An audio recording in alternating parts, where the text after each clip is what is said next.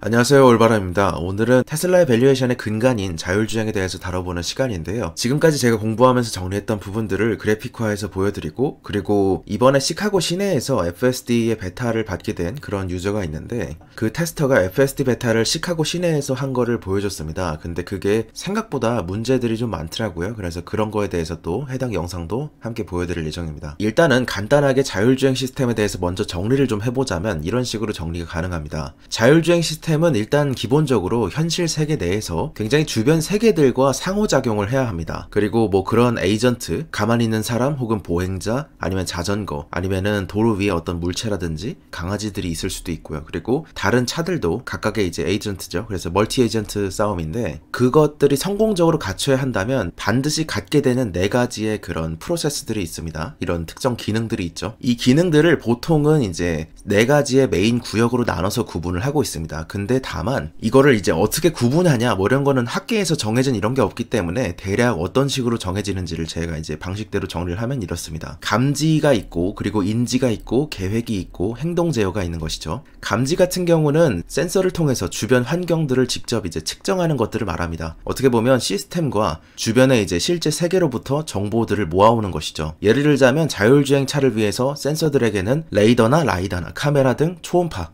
이런 것까지 여러 가지가 있겠죠. 하지만 이 센서를 모은 것 가지고는 충분히 자율주행을 할 수가 없습니다. 왜냐하면 시스템은 데이터의 이런 뜻들을 번역을 해줘야 되고, 그래서 자율주행 시스템이 이해할 수 있도록, 행동할 수 있도록 바꿔줘야 하기 때문입니다. 그것이 인지 단계의 핵심적인 역할입니다. 센서로 얻은 정보들을 이해가 되게 하는 것이죠. 예를 들어서 이 차는 궁극적으로 각 픽셀 단위로 받아들인 정보를 가지고 뭐 차선이 있는 도로다 이런 식으로 그냥 이해를 하게끔 만들어주는 작업들이 여기서 이루어집니다. 그래서 자율주행 시스템이 다음 단계로 무엇을 할 것인가, 그걸 결정하는 데 있어서 이 과정은 매우 중요한데, 여기에서 주로 두 가지 작업들이 이루어지게 됩니다. 자기인식이 있고 상황인식이 있겠죠. 그래서 자기인식 같은 경우에는 위상, 어떤 로컬라이제이션이나 포지셔닝, 그러니까 내가 있는 환경에 내가 어디 있고 센서를 통해서 받아들인 상대방의 차가 어디쯤에 있는지를 정확하게 해석하는 능력이 필요한 것이죠. 그리고 두 번째는 아까 말씀드렸던 멀티 에이전트 싸움이라고 말씀드렸듯이 주변의 물체들에 대해서 구별하고 추적하는 상황인식 작업이 여기서 이루어지게 됩니다. 그리고 난 후에 자율주행 시스템이 무엇을 하는 식으로 이제 머리를 쓰는 단계, 그래서 계획으로 넘어가게 됩니다. 플래닝으로 넘어가게 되면 무엇을 하고 싶은 단계인지를 알아낸 다음에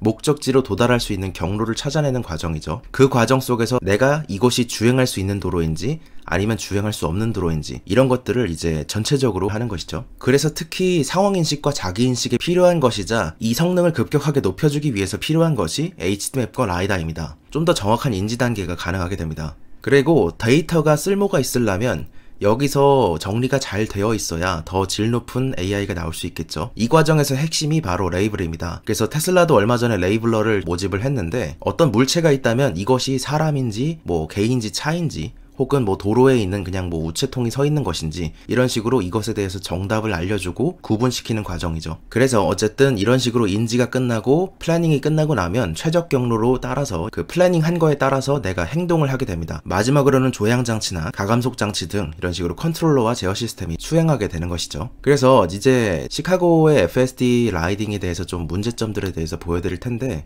이게 이제 시내 해당 부분 정도가 굉장히 좀 교차로가 많다는 문제가 있습니다. 특히 전용 차선 이런 것들이 많은 이유인데, 그래서 아마 웨이모나 크루즈처럼 샌프란시스코나 시카고 같은 그런 단위에서는 사전에 매핑을 하지 않고서는 아직까지는 매끄럽게 주행하기가 힘들지 않나, 그리고 실제로 힘든 모습들을 많이 보여주고 있는 대목이었는데요. 일단은 먼저 이쯤에서 테슬라의 자율주행 영상을 한번 보시고 오시죠. 함께 보시죠. So, let's see how it handles this stop here. There's a car coming, it's slowing down. There's a car on the right as well.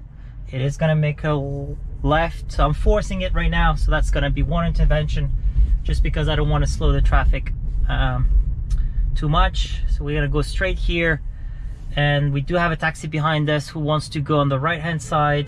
I'm gonna force a little bit the acceleration here, just a tiny bit, because we have a truck coming on our left and we need to proceed ahead. So here we go.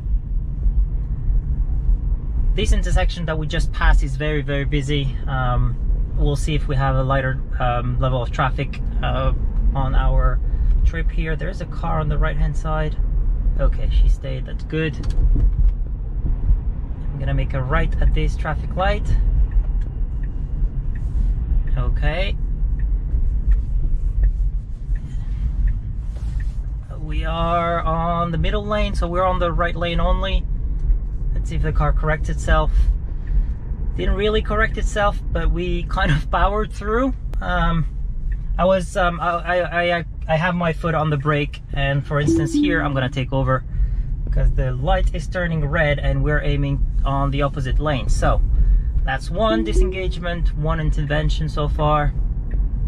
It wants to move over. There you go. I'm gonna put it to speed limit.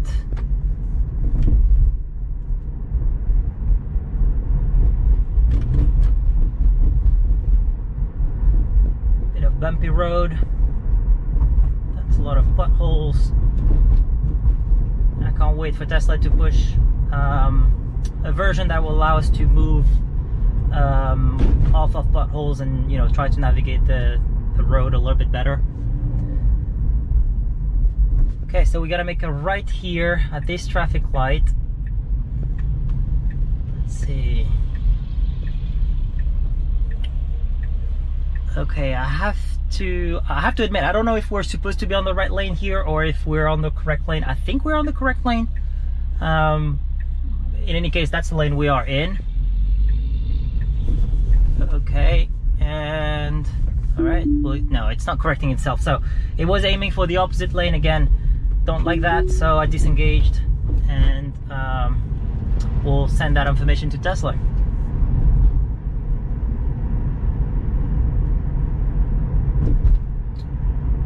Alright, so let's see over that bridge. Usually bridges don't have markings for the lane, so let's see if the car can handle that. Not bad, especially since we are making a left turn here. Positioning is fairly good. Well, it was good until the steering wheel went all the way on the left. Okay.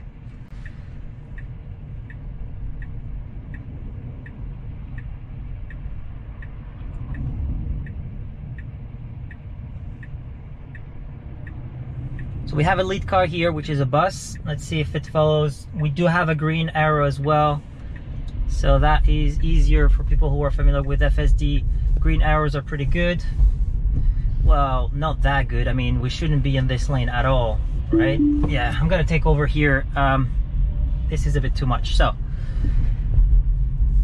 그래서 다른 경우를 빼고서라도 도로 노면상 표시점들을, 그런 로드마킹을 그때그때 센서로 봐가면서 주행하는 거는 시카고 도심에서도 보셨다시피 노면 상태가 가려서 못 보는 경우들도 있고 혹은 차가 혼란을 일으키는 경우들도 있었습니다. 이런 경우는 현재 조건으로서는 좀 힘든 경우라서 앞으로 어떻게 처리할지 개인적으로도 궁금하긴 한데, 아마 이 정도로 고밀도의 복잡성이 높은 도심 같은 경우에는 웨이모나 크루즈처럼 밀도 높은 주자들이 앞으로 좀 더 하지 않을까 이런 생각을 하고 있는데, 어쨌든 최근 본 FSD 베타 영상 중에서 샌프란시스코에서 주행한 테슬라 FSD나 뭐 그런 경우는 이 정도는 아니었는데, 시카고에서 본 것이, 그리고 해당 그 구간 자체가 도로 상태가 복잡한 부분이었기 때문에 어떤 상급의 테스트를 해봤다 이렇게 볼 수 있겠죠. 그래서 자율주행 부분에 있어서도 결국에는 머스크도 얘기했듯이 지금 현재 테슬라의 밸류에이션을 정당화시키는 어떤 포텐셜은, 그래서 어떻게 보면은 개인적으로는 한 가지라고 생각하는데, 자율주행 성공으로 인한 로보택시의 시연이고, 그리고 로보택시를 통해서 받아들이는 EPS나, 그리고 그걸 통해서 벌어들이는 보험 수익, 또한 FSD를 통해서 자체적인 마케팅 포인트를 강화시킨다는 점들이 있겠죠. 그래서 이런 거를 빨리 이뤄낼수록 EPS도 빨리 증가를 하니까 속도에 있어서도 중요할 겁니다. 결국에 못하게 되는 시간만큼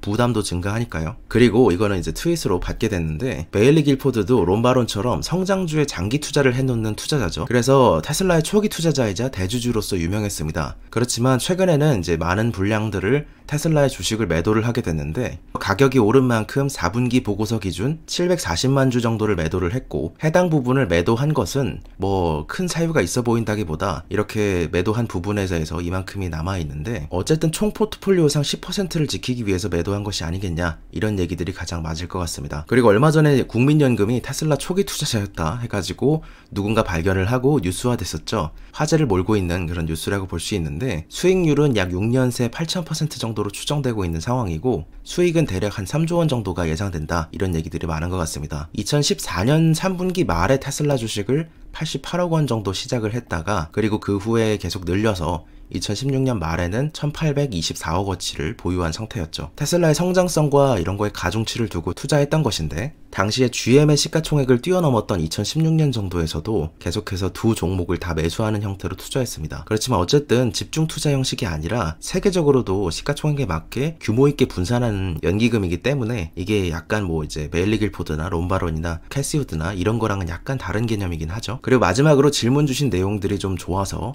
개인적으로 좀 생각을 말씀드리자면 일단은 첫 번째로 뭐 이게 중국의 선호냐 비선호냐 이런 걸 떠나서 생각보다 중국이 세계에서 자율주행에 대한 관심이 가장 많은 나라입니다. 이건 이제 2017년 당시의 자료였는데요. 소비자의 선호나 여러 측면을 봤을 때 중국이 자동차의 기술적인 특성에도 굉장히 관심이 많다는 것이죠. 그런데 이런 차트를 보면서 두 가지 생각이 들었습니다. 첫 번째는 중국이 자율주행에 대해서 관심이 많다는 것이었고, 그리고 두 번째는 왜 이렇게 관심이 많을까라고 생각해 봤을 때 그러면 이들의 니즈가 뭔가 있겠구나 라는 생각을 들었습니다. 실제로 보게 되면 중국의 도로 같은 경우도 뭐 미국에 비해서 상대적으로 한국이나 유럽, 이스라엘, 인도 뭐 이런 쪽으로 가게 되면 굉장히 차선의 구조나 도로가 복잡한 편입니다. 그래서 아까의 시카고 상황에서도 보셨다시피 자율주행에 있어서 어려운 난이도로 따진다면 미국의 대부분은 하급인데 다른 레벨인 상급 이상을 가니까 버벅이는 모습들을 많이 보여줬죠. 그래서 외곽도로처럼 내가 갈 수 있는 곳, 가지 못하는 곳, 그러니까 이게 명확히 나눠진 단순한 구조를 가진 데에서는 FSD가 당연히 잘 갑니다. 뭐든지 잘 가죠. 이렇게 예시를 좀 들 수 있을 것 같은데 웨이모가 비교적 단순한 도로 구조를 가진 피닉스에서 실험하고 있지만 대신에 크루즈는 자신들은 이제 복잡한 샌프란시스코 시내에서 도심에서 실험하겠다고 밝혔습니다. 그 부분은 크루즈의 자신감이기도 하죠. 이처럼 도로 구조가 굉장히 복잡함에도 불구하고 얼마나 잘 주행할 수 있느냐, 이것이 도심 주행에 있어서 가장 어려운 부분인데 테슬라는 여기에서 난이도가 훨씬 올라가게 되는 이유는 앞서 말씀드린 HD맵, 상세한 맵을 내재하지 않고 달리기 때문입니다. 그래서 내가 어디를 달리고 있는지 그런 인식 차원에서 자기 인식의 정확도가 떨어질 수밖에 없죠. 그런 부분들을 좀 해결을 해야 하는데 어떻게 하면 해결할 수 있을지 대략 일론 머스크를 생각을 좀 들여본다면 머스크는 계속해서 벤치마크 차원에서 프레임이라고 꼽고 있습니다. 자율주행의 현재 벤치마크는 프레임이다. 그런 걸로 봤을 때 그조차도 지금의 프레임보다 훨씬 더 프레임을 올려서 정확하게 볼 수 있다면 해결할 수 있다고 생각하는 것 같습니다. 뭐 예시를 드린다면 이런 예시를 드릴 수 있겠죠. 그리고 테슬라가 로보택시를 하게 됐을 때 부분적으로 어떤 특정 도시에서 시작을 하게 될 거라면 도로 구조가 비교적 간단한 도시에 맵 데이터를 넣어서 시행할 수도 있겠다고 생각이 들고, 프레임을 최적으로 유지시키기 위해서 속도에도 제한을 걸어야 하겠죠. 이것이 이제 차가 달리는 속도가 초당 프레임 수와 연관이 되니까요. 그래서 이제 별개로 예시를 한 번 더 들어드리자면 모빌아이 로드맵을 보면서 이해하실 수 있듯이 로보택시를 보급하는 거랑 언제 어디서든 달릴 수 있도록 하는 패신저카에다가 보급하는 거랑은 이 또 다른 문제일 수 있다는 점입니다. 그래서 어쨌든 요약하자면 미국과 중국, 뭐 인도나 이런 우리나라 부산 같은 경우도 그렇죠. 도로 환경상에 굉장히 많은 차이가 있기 때문에 FSD라고 해서 모두 같은 성능을 낼 수 있는 건 아니고 상대적으로 중국의 도로가 조금 더 복잡하기 때문에 실제로 오토파일럿의 성능이 미국에 비해서는 현저히 떨어진다고 이전에 많이 언급이 되고 있다는 점. 그래서 어쨌든 지금으로서는 오토파일럿은 운전자 보조장치이기 때문에 FSD를 채택하는 율이 굉장히 낮은 편이다, 이렇게 얘기를 할 수 있습니다. 그리고 미럴 관계에 대해서는 밸류체인 같은 경우는 이미 거의 배터리 재활용을 제외하고서는 상당히 중국 내에서 많이 모든 것을 공급할 수 있는 수준으로 향했습니다. 그리고 이제 밸류체인 완성을 떠나서 조금 이전에도 테세우스의 배를 사례를 들어드렸듯이 테슬라가 중국 내에서 자국산 부품, 한마디로 메이드 인 차이나에서 메이드 인 차이나 부품들만 100% 공급을 해서 차를 만들게 되고 그것을 수출하게 된다면 테세우스의 배 사례처럼 처음에는 테슬라가 중국으로 진입한 것이지만 자체의 R&D 센터도 중국 내에 있고 거기서 일하는 직원들도 거의 전부 중국인이고 생산시설에서 일하는 사람들도 중국인, 부품 기업들도 모두 중국 기업의 제품들로 쓰게 된다면, 그리고 당연히 그걸 쓰게 되면 R&D 같은 것도 지원하게 되겠죠. 그러면은 테슬라가 중국에 진출한 것인지, 중국이 테슬라를 자국의 전기차 기술 향상 및 인재 양성을 위해서 이용하는 것인지, 사실 테슬라가 자본을 투하해서 거기서 진입한 것은 맞지만 21세기 테세우스의 배가 아닌가 그런 생각을 하게 되는 시점이기도 합니다. 어쨌든 중국 입장에서도 이런 기술 양성이나 많은 것들을 그거를 강탈하는 방법이 아니더라도 인재 양성이라는 차원을 통해서도 충분히 이직을 통해서 다른 기업들로 그런 기술들이 퍼져나갈 수 있으니까요. 그리고 마지막 질문이 이제 개인적으로 우려하는 것이기도 했는데 그렇게 빠르게 이루어지진 않을 거다 이런 생각을 하고 있습니다. 일단 현상에 대해서 같이 한번 보자면 이렇습니다. 중국은 2018년부터 베이징 외곽 지역 같은데 거의 200만 명 규모의 신도시를 짓고 베이징 외곽 지역이나 상하이나 항저우 이런 곳에 근처에 아예 신도시를 만들고 그 지역에서는 처음부터 자율주행에 최적화된 도로 그리고 스마트 시티에 해당하는 기술들을 처음부터 적용해서 만들고 기획하고 있다고 알고 있습니다. 물론 완공 목표는 2035년이지만 이 정도가 되면 굳이 중국에서 테슬라의 자율주행을 쓰지 않아도 한마디로 웨이모나 크루즈의 방식처럼 V2X를 이용하는 방식의 기업들, 뭐 예를 들자면 위라이드, 디디추싱, 딥라우트, 오토엑스, 아폴로 등 이런 바이두, 알리바바, 텐센트의 투자를 받은 기업들이 1선, 1.5선 도시부터는 생각보다 빨리 자율주행을 이룰 수도 있겠죠. 그럴 경우에는 그닥 테슬라의 기술을 사용하지 않아도 될 상태가 뭐 올 수도 있다 이렇게 전제할 수도 있겠지만 이제 어쨌든 테슬라 같은 경우에는 2018년쯤부터 해서 안드레 카파스를 영입한 이후에 계속해서 인공지능이 자율주행을 코딩하는 시대 소프트웨어 2.0을 향해서 승부를 보려고 하고 있습니다. 물론 다 알아서 하는 건 아니지만 결국에 모든 거는 자기지도 학습을 넘어서 강화학습을 통해 알파고가 그랬듯이 인공지능이 인공지능을 학습시키는 수준으로 도달만 먼저 할 수 있다면 막대한 데이터를 토대로 가능하다고 생각한다. 이렇게 보는 것이 지금까지 제가 공부했던 테슬라 자율주행 팀의 생각이라고 느꼈습니다. 어쨌든 건강한 리스크 관리 차원에서 모든 리스크에 대해서 덮어두는 것이 아니라 끊임없이 생각하는 게 답이라고 생각하는 입장에서 좋은 질문을 받게 되었다고 생각했고 그리고 만약에 V2X 주자들 중에서 투자하게 된다면 GM 같은 경우가 좋지 않을까 싶습니다. 뭐 웨이모나 크루즈냐 이렇게 두 가지를 놓고 봤을 때 둘 다 자회사 형식이니까 누가 더 현재 캘리포니아에서 퍼포먼스가 좋게 나타나고 있냐 이런 부분을 본다면 웨이모보다 현재 크루즈가 좀 앞서기 시작했다는 모습을 확인할 수 있었기 때문입니다. 뭐 이 부분까지 넣게 된다면 좀 너무 길어지게 되니까 나중에 또 다룰 때가 있다면 그때 말씀드리도록 하겠습니다. 오늘 투자의 생각은 테슬라의 가치평가의 핵심이 되는 자율주행에 대해서 좀 더 정리하게 될 겸 다뤄본 시간이었습니다. 좋은 하루 되세요. 감사합니다. 올바른이었습니다.